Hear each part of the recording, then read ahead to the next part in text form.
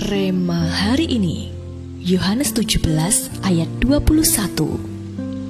Supaya mereka semua menjadi satu, sama seperti Engkau ya Bapa, di dalam Aku dan Aku di dalam Engkau, agar mereka juga di dalam kita, supaya dunia percaya bahwa Engkaulah yang telah mengutus Aku.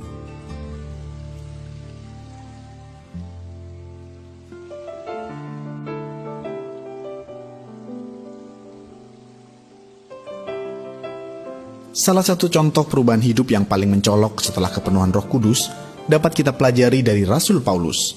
Dahulu ia bernama Saulus. Ia terlahir sebagai bangsa Yahudi dan tumbuh sebagai seorang ahli Taurat. Setelah berjumpa dengan Yesus, ia pun berkomitmen untuk mengabdikan seluruh hidupnya bagi Tuhan. Selama melayani Tuhan, Rasul Paulus bukanlah orang yang mengedepankan pemikiran dan kehendak pribadinya, melainkan hidupnya sepenuhnya dalam kendali Roh Kudus. Ia berkesimpulan bahwa apa yang dahulu merupakan keuntungan baginya, sekarang ia anggap rugi karena Kristus. Hal itu karena segala hal yang kita kehendaki, jika bukan muncul dari Roh Kudus, pada akhirnya akan sia-sia dan merugikan kita. Ya, pikiran dan kehendak kita tanpa Roh Kudus sangatlah terbatas. Contoh sederhananya, saat kita disakiti, seringkali kita merasa emosi dan ingin membalas kejahatan orang itu. Namun kalau kita penuh dengan Roh Kudus, maka kehendak Roh Allah lah yang akan mendominasi pikiran dan langkah kita. Sehingga sekalipun kita tidak mampu melepaskan pengampunan kepada orang tersebut, kita akan diberi kekuatan untuk mengampuninya. Karena di balik segala proses hidup yang kita alami, pasti Tuhan sudah menyediakan mujizat besar bagi kita.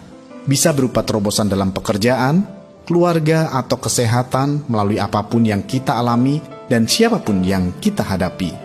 Oleh karena itu, sangat penting bagi kita untuk menerima kepenuhan Roh Kudus atas hidup kita, sehingga saat manusia lahiriah kita terbatas, kita dapat ditolong untuk melakukan kehendak Allah, tetap mengasihi sekalipun dikecewakan, tetap melayani sekalipun dalam kondisi berkekurangan, termasuk tetap melangkah selamatkan jiwa-jiwa, sekalipun belum ada keberanian.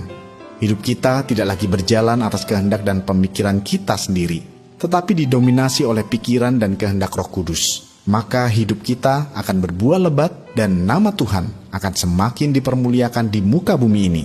Kita akan melihat bagaimana kemuliaan Tuhan akan dinyatakan atas hidup kita, keluarga kita, dan segala aspek kehidupan kita.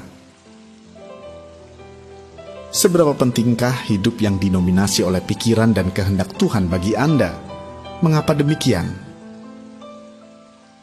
Menurut Anda, mengapa kepenuhan Roh Kudus dapat membuat hidup kita didominasi oleh Roh Kudus?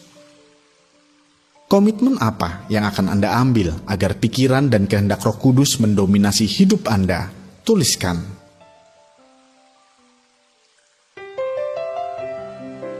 Allah Roh Kudus, urapi kami sehingga hidup kami penuh dengan hadirat-Mu. Lemahkan segala sisa-sisa sifat daging kami, sehingga kami dapat melangkah mengenapi setiap kehendak-Mu agar terjadi atas hidup kami, sehingga kerajaan-Mu semakin diperluas di muka bumi ini. Di dalam nama Tuhan Yesus kami berdoa. Amin. Saat kita kepenuhan Roh Kudus, maka hidup kita akan didominasi oleh pikiran dan kehendak Roh Allah sendiri.